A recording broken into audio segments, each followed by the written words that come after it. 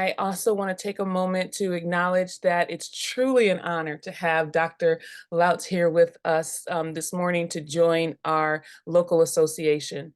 We are the only local association in our area that offers such an event. So thank you for taking advantage of this opportunity. We couldn't do what we do here at GMAR without our strategic partners. So before we get started, I'd like to thank our strategic partners. Our diamond level, pillar to post, our platinum partners, Michigan First Mortgage, Primary Title Agency, and Trademark Inspection Services. Our gold, Changing Places Moving, Fletcher's Inspections, Galloway and Collins, Linnell and Associates, and U.S. Bank, as well as our silver and bronze level strategic partners. Thank you for your continued support. Now, without further ado, I'm happy to introduce Dr. Jessica Lautz, who is the Deputy Chief Economist and Vice President of Research at the National Association of Realtors. The core of her research focuses on analyzing trends for both NAR members and housing consumers. Through the management of surveys, focus groups, and data analysis, she presents new and innovative ways to showcase results. She effectively utilizes research data to educate and impact policymakers on the state of the housing market and discusses research findings in major media outlets and international presentations. In 2021, Dr. Lautz was named one of Housing Wire's Women of Influence, a list representing 100 of the most influential women in leadership in the housing industry. In 2022 and 2023, Dr. Lautz was named a RIS Media Newsmaker in the Influencer and Crusader categories, respectively. She also volunteers at Nottingham Trent University as an industry fellow mentoring real estate graduate students. Dr. Lautz received her doctorate of real estate from Nottingham Trent University in the United Kingdom. She also holds a master in public policy from American University and undergraduate degrees in political science and law and justice from Central Washington University. Truly, truly an honor to have you here, and welcome, Dr. Lautz. Thank you so much for having me this morning. I have my coffee in front of me here too, so hopefully we won't need too much of it as we go through and I share some of the latest and greatest data.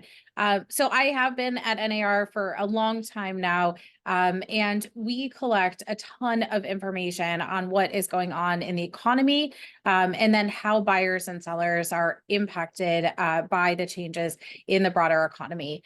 So let me jump in and show you what we're tracking right now and what we're looking at. So when we look at the housing market today, I am not going to lie, it has been a very difficult 2023. It's really coming off a very overheated market that we had during the pandemic-induced boom. And as interest rates went up, buyers just retreated to the sidelines and potential sellers said, never mind, I am here for possibly the rest of my life. I am never moving from my low interest rate mortgage. The lock-in effect is real. All of that said, I have to say that buyers move and sellers sell because of life changes. Those life changes are not going to stop. Marriages and divorces and new babies and retirements and new jobs, all of those things are still going to happen and people will end up having to move, whether they like it or not, from their low interest rate mortgages. So when we look at the real estate market, what I can see in your local market, and I just grabbed this from your website, is that home prices pretty steady, month supply down, inventory down. And this is not a surprise to me.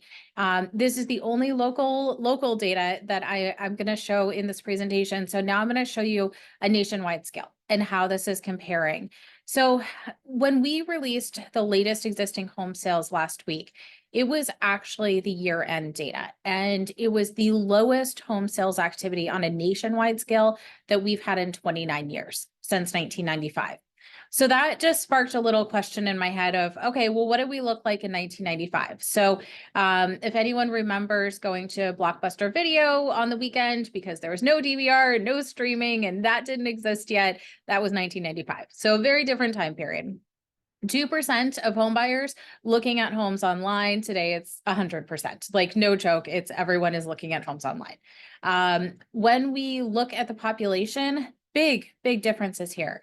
What we can see is that we have a huge population growth. So we should be having more home sales to actually meet the needs of the population. That being said, your inventory shortage is very reflective of what we're seeing as a nationwide whole. We had 1.6, nearly 1.6 million homes in 1995. This year, year ending in December, we had 870 single family homes, 870,000 single family homes available. No typo there. That really talks to the starkness of the inventory that we have right now. The home prices have gone up considerably because of the bidding wars that we had in that pandemic-induced market. There's a lot of people who jumped into the market, even buying second homes during that time period as interest rates went down. So all of that being said, that is crunching affordability considerably. The next question, of course, is what about interest rates? That is a huge driver of what's going to happen. And I've already touched on it a couple of times here.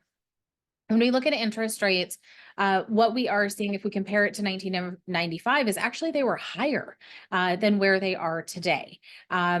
If we look at the most recent gains that we've had in interest rates, so looking at October of 2023, that's when they had actually a peak. We were nearly 8%. We didn't quite touch 8%. Historically, why do I have this red bar here? That is the historical average. So dating back to 1971, the historical average for mortgage interest rates is actually 7.74%. We are quite below that. We've been going south with interest rates. I track on a weekly basis Freddie Mac. I do it on a weekly basis because I want to do an apples to apples comparison. I know there's other measures, but if I want to track something, I just got to pick one. So this is the one we've picked. When we look at mortgage interest rates and we look at the Freddie Mac data, it's at 6.6%, and it has been for several weeks now. So within that range, changing maybe 1/100th of a percentage point there, but really not much difference on what that's going to mean for someone as they take out a mortgage. Down considerably from nearly 8% when we look at October, but still that shock to the system that we had when interest rates dropped to 2 and 3% really has brought buyers out. As interest rates go down, I think that there's going to be more motivation to come back into the market, also the ability to come back into the market. But we know that, of course, the cost of a home and what you're going to pay for a mortgage is not just the mortgage interest rate, it's also the actual home price and how far one's income can actually take them. So this is a housing affordability measure. What we're looking at here is the percent of someone's income that would be going on a monthly basis towards their mortgage payment. Right now, it's at 27%. That's rough. And that is well above what we can see as the historical norm of 20%. Again, this is a very difficult environment, and it's not just the rise in mortgage interest rates in the most recent year. It's also the cost of homes that have been pushed up considerably as we had multiple offers come in. It shouldn't be a surprise that those home buyers who are able to purchase a home are just wealthier. They are. In the last year, what we've seen is a considerable jump in household income. So for somebody who is able to purchase a home in the last year, they are earning $20,000 more than the year prior. What that means is that while these buyers are wealthier who can enter into home ownership, for first-time home buyers earning $25,000, nearly more than the year before, we're really looking at, unfortunately, pricing out of the home buying market teachers, firefighters, social workers, folks that we need in our communities are unable to actually purchase homes, and their incomes are not meeting the needs of being able to actually enter into homeownership. That's essentially what we're seeing here. I think one of the important notes that I would make here is that for down payments, they're still under 10% for first-time home buyers. They did edge up a little bit this year. What I think is really helpful to talk to potential first-time home buyers about is what the typical down payment is, because there's a lot of folks who don't realize about FHA loans or VA loans or USDA loans that have a lower down payment option. And they also do not know about local programs within communities. This may help them open up the opportunity of homeownership much faster than perhaps the old myth of you have to have 20% down. You may want 20% down so you don't have to pay PMI, but what we know here is the typical first-time home buyer doesn't put that down. We also know that for repeat buyers, their down payment also went up in the last year. Not a surprise, because they had this tremendous rise in housing equity. And so they were able to put down a larger down payment than perhaps buyers in the past. We also know that for all buyers, if you put down a larger down payment, that's a lower mortgage payment. And so perhaps offsetting the rise in interest rates by putting down more money to start. Inventory. So I've touched on this already, but it's tight. And by historical standards, we really are lacking housing inventory. We do know that home building activity seems to be going up. That is a good thing. We need more new homes. And when I look at this data, I think it's really important to note that we are missing affordable housing inventory. Builders have been building McMansions, and they have been in the past, but what we need is really homes for retirees, first-time home buyers, families that don't have children, singles in the market, all of which we see growth in the real estate market, and we just don't have the affordable inventory to actually meet these households' needs. So we really do need new inventory coming into the market, not just existing homes, because really it's a game of musical chairs, unfortunately. When we look at demand, it's still there. So even as there has been a rise in interest rates, we are seeing that 2.4 offers is the most common for homes right now. That's the average. That's right in line with the historical norm. It's not the intense market when we saw 5.5 offers for every home that was listed. It's not that intensity in the marketplace, but we're right at the norm right now. Demand is certainly there. And one of the ways that the demand is there is actually from all cash home buyers. We're seeing that 29% of the market are all cash buyers. This is pretty tremendous, actually. This is higher than the historical norm. And if we look at this, I think what we know is that baby boomers are the biggest share of home buyers today. They also are the most likely to pay all cash, and half of older boomers are actually paying all cash as they enter into homeownership. So they've lived in their home for a longer period of time. They may not be downsizing. They may just be looking for a home in a different neighborhood. Now they're empty nesting, and so they're able to pay all cash. We also know that migration patterns have taken them to different areas in the country, so perhaps moving to a more affordable location from where they had been residing.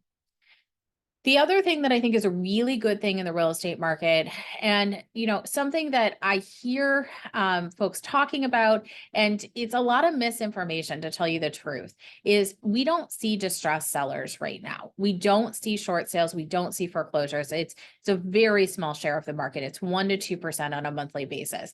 And it doesn't matter if it's our data or it's other folks' data, and maybe it's CoreLogic or MBA.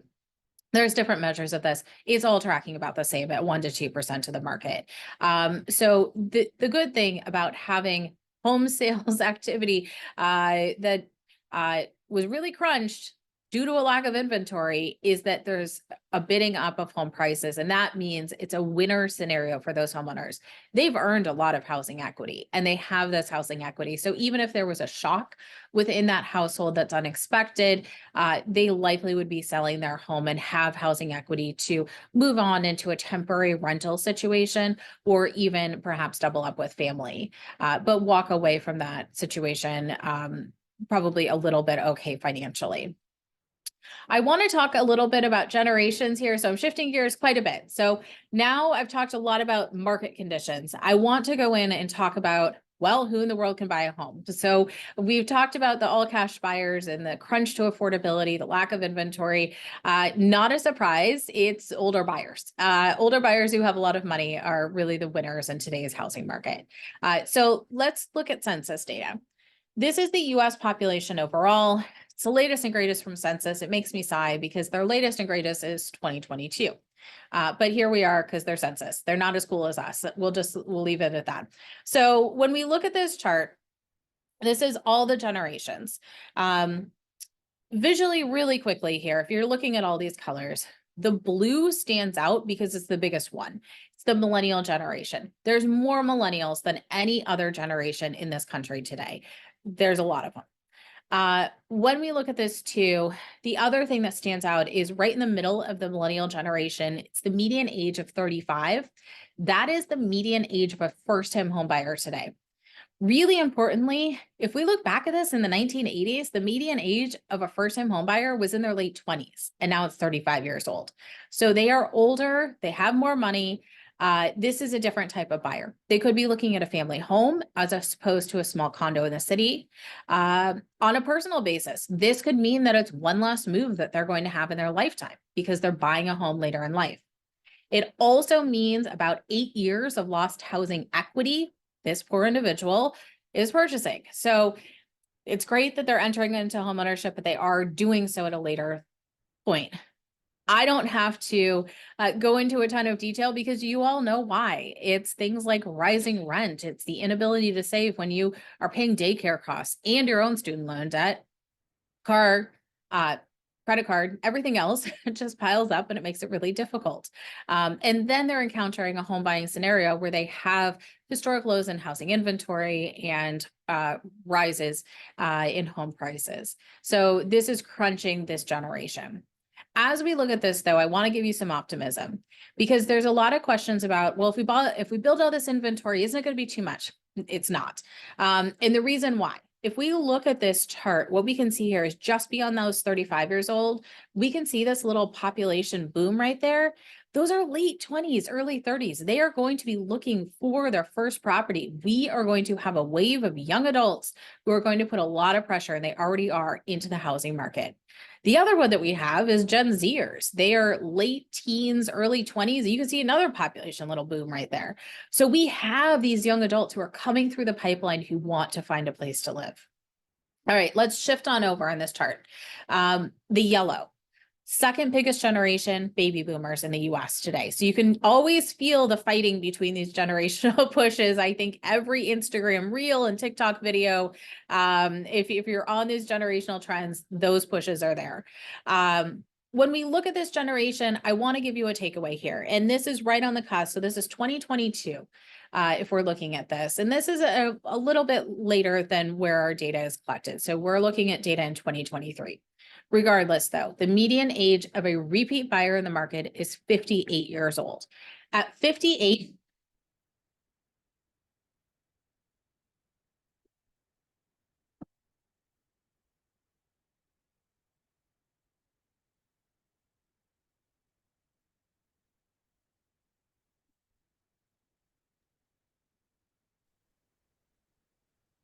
Dr. Lautz, if you can hear me, we lost sound.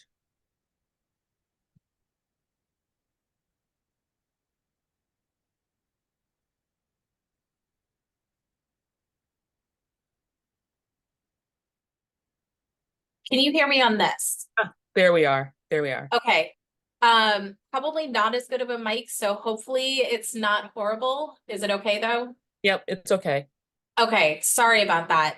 I had this problem yesterday as well, so we're gonna get that fixed before this afternoon. I have another, so sorry about that. All right, so 58 years old, different intentions for where they're going to use that property, how they're going to use that property than someone who's in their 30s. I think that's the big takeaway that I want you to have here is that this is a very different housing market as we look at it today. Gen Xers wedged in the middle, smaller generations, steady in the housing market, about a quarter of the housing market overall. I want to give you some attributes of today's senior buyers because they really are dominating the real estate market. Top reason to actually sell and buy a property for them is to be close to friends and family. So they're feeling very comfortable moving long distances to be close to the grandbaby.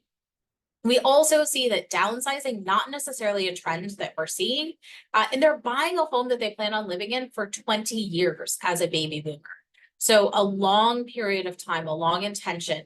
And as we think of this, I want to kind of think of aging in place. Because if someone's buying a home and they're purchasing a home and they're in their late 60s, that's essentially aging in place, at least to me.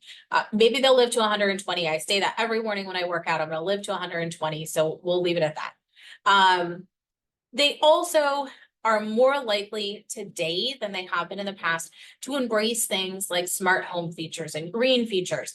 And we often think of those as a young adult thing, but I think what we're seeing here is that these individuals have money. They want the tools and the fun things that they can have as well. And so they are embracing that. Multi-generational buying. There's a lot of reasons to purchase a multi-generational home. A home where perhaps you have an aging senior or you have kids under the age or over the age of 18, who boomerang back into that house. The number one reason to do so is for an elderly relative to move in. I suspect this is a sticky trend. I don't think it's going anywhere. It's 14% of all buyers right now are purchasing a multi-generational home. So really pretty striking in the housing market how many people are embracing this way of living. Cost savings certainly a way to be effective here as well if everyone's financially contributing into that mortgage and household costs. All right, a few more demographic changes here. A big one that I think is really interesting is that overall in the US, what we see is that marriage rates are down. And as we see that marriage rates are down, we can see a really reflection of this in the household composition of home buyers. And for first-time home buyers especially, I'm showing you here. If we look back in the 80s, 75% of home buyers were married. Today, it's just about half. There's a growth in single women, and I think this is something to be celebrated. Why? Because she wants home ownership. She's earning less as a home buyer. She's saving for a longer period of time, making more financial sacrifices, but saying home ownership is really what I want. We also see that there's more unmarried couples in the market and also roommates. So thinking about companionship, affordability in different types of ways than we have seen historically.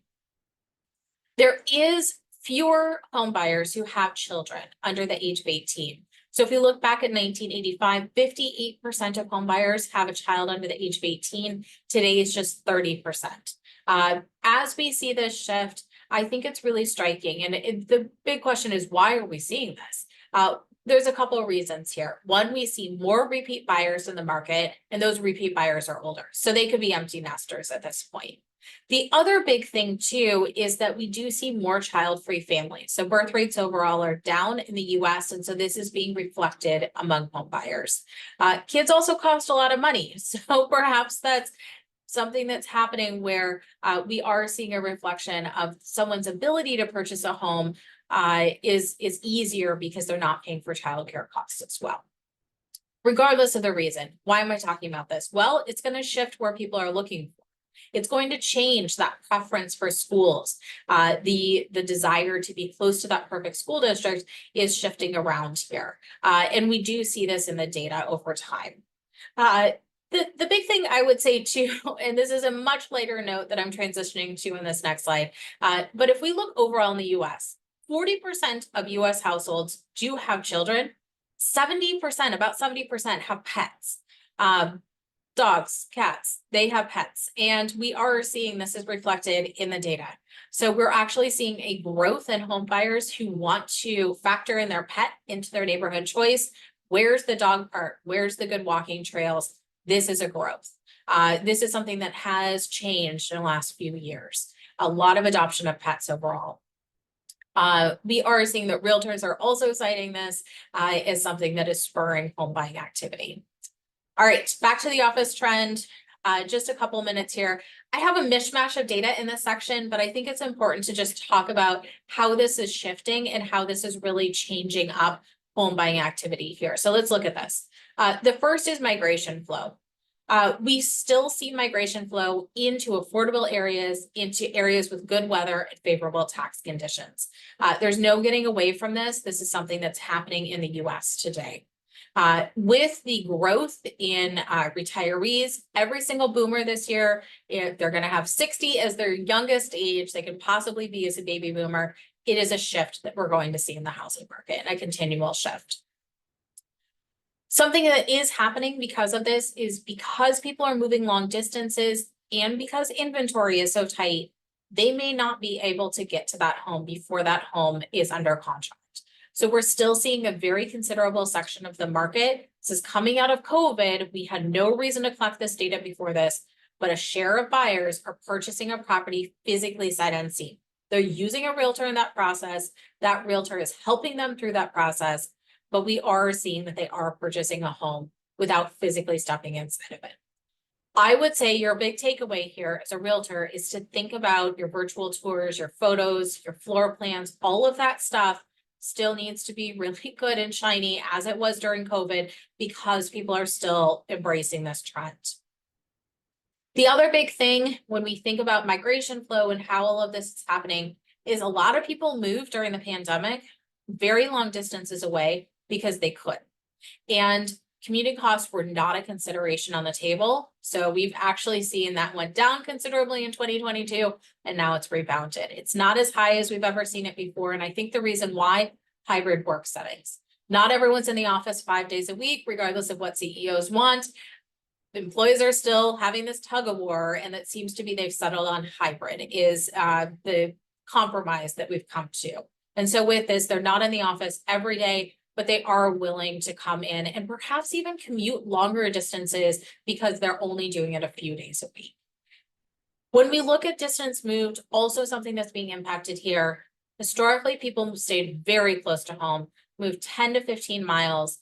It skyrocketed during the pandemic to 50 miles as a median distance moved. A quarter of buyers moving 470 miles or more, and this year coming back down to 20. So still farther out suburb perhaps, but still a suburb within that city center. That's kind of the takeaway that I'm getting here. Perhaps looking there for more affordability, inventory, but not necessarily so far out that we're moving into a small town. I really think it's important at this moment in time just to recognize a few really powerful good slides. And I have to say the industry is definitely being hit at all angles. I read the news, I see the news, and sometimes I just wince. And I have to say it makes me wince because at the end of the day, I know how much real estate matters and I know how much you matter to the industry. And when we look at this, homeownership is not just a place to live, it's also the biggest net worth that Americans have. It's how we gain wealth in the US. We are traditionally not good savers. We're not good at chalking money away. But if we look at the net worth of a homeowner versus a renter, it is there black and white. We really can see that the typical homeowner has nearly $400,000 as a net worth compared to a renter of $10,000. And over time, really not much gains for renters where there's been tremendous gains for homeowners. So as you're just thinking about the value that you're adding to that individual, it really is their nest egg for their future. I think it's also really important to know that 9 in 10 buyers are using agents to actually purchase a home. They want an agent to help them find that right home, but then also help them negotiate. We talked about how multiple bids are quite common. 2.4 offers, you want your offer seen. You want your offer negotiated with so that you can get into that dream home. And that buyer needs help, not just first-time home buyers walking them through and teaching them all the aspects of the home sale, but the typical person who's a repeat buyer hasn't done this in a decade. They don't know all those aspects either. This is not 10 years ago real estate market. This is today's real estate market. And that's where you come in to really help them through that process. For sellers, tons of business models out there, but 9 in 10 sellers are using an agent, and they are most likely using a full service agent, someone who's going to help them with every aspect of that sale. I touched on briefly videos and floor plans and things like that, virtual tours, but what we do see is that sellers want someone who's going to help them, show them how to fix up that home for sale, be able to walk them through that process, and bring them a competitive offer at a competitive price so that they feel comfortable selling their home that they've been in for a long time and moving to that closing table. We see that 7% of all sales are FSBOs, for sale by owner. It is at a historical low. People want to use you and they are recommending you to friends and family afterwards as well. So that is all I have for prepared remarks. I think we have time for questions. I can't remember, but thank you. Thank you so much, Dr. Lautz, for sharing this amazing information on what to expect in 2024. Being a numbers geek, I'm blown away, and I can listen to you all day. Appreciate that. So we have some questions in the chat. So let's see what we have.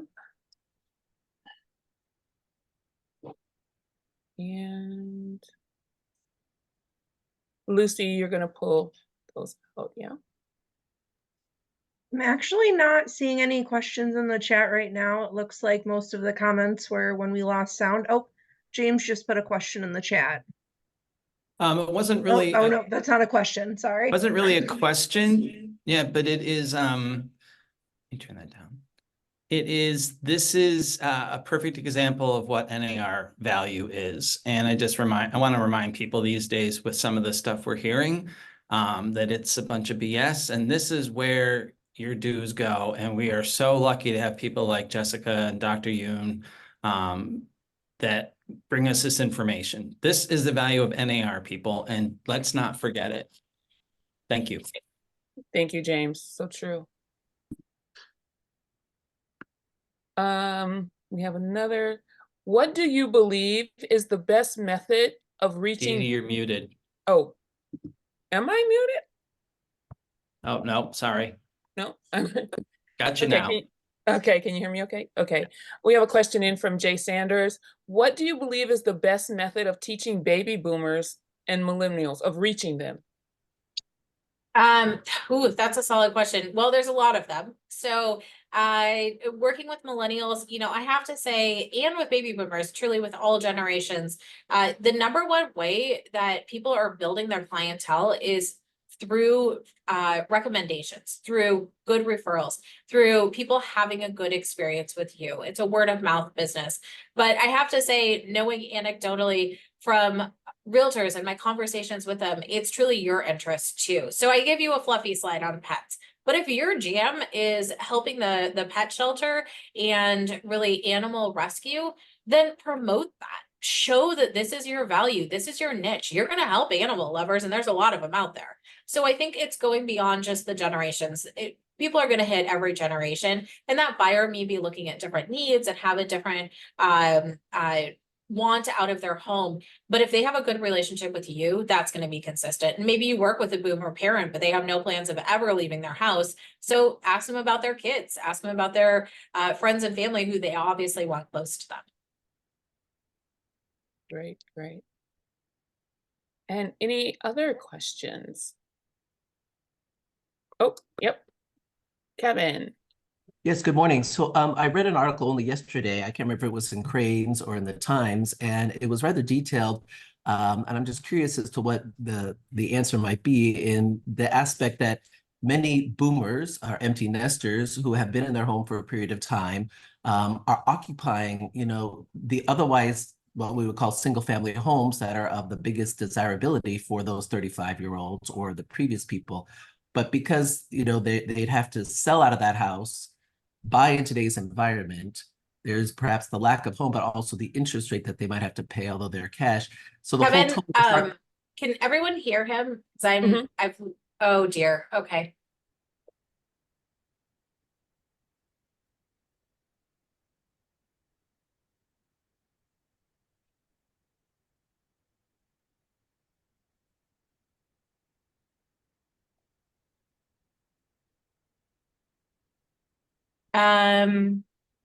that better? I think I can hear now.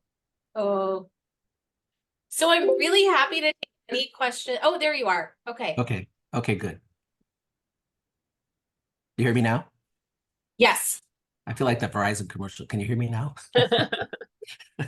So yesterday there was an article here either in the local Crates publication or perhaps it was the Times, and it talked about how many baby boomers would like to move out of their house, this large house that they no longer need as either a single occupant or a couple that's got 3 bedrooms or 4 bedrooms. But the environment of the housing market is as such that it's not really financially productive, where they're going to lose the tax rate cap on the house, pay the larger tax based on this income. It becomes a net zero or even a net negative move. So I'm curious what NAR has scooped up as the answer to solve that problem, if there is one. Yeah, no, I think the answer is with our advocacy team, actually. And it really is looking at expanding the capital gains tax so that people have the freedom to be able to move. It's my understanding that has not been changed, the dollar amount, in a very long period of time. And so the advocacy team is working on that, because I think we're seeing a lot of baby boomers who are essentially feeling stuck. And they may be even facing higher property taxes that they don't feel like they can even pay at this point, too. So they would have too much space and perhaps would like to be on the move, but they can't do so. I hope that we can get that fixed, because that could free up some inventory, I think. Great points, great points. Anyone else?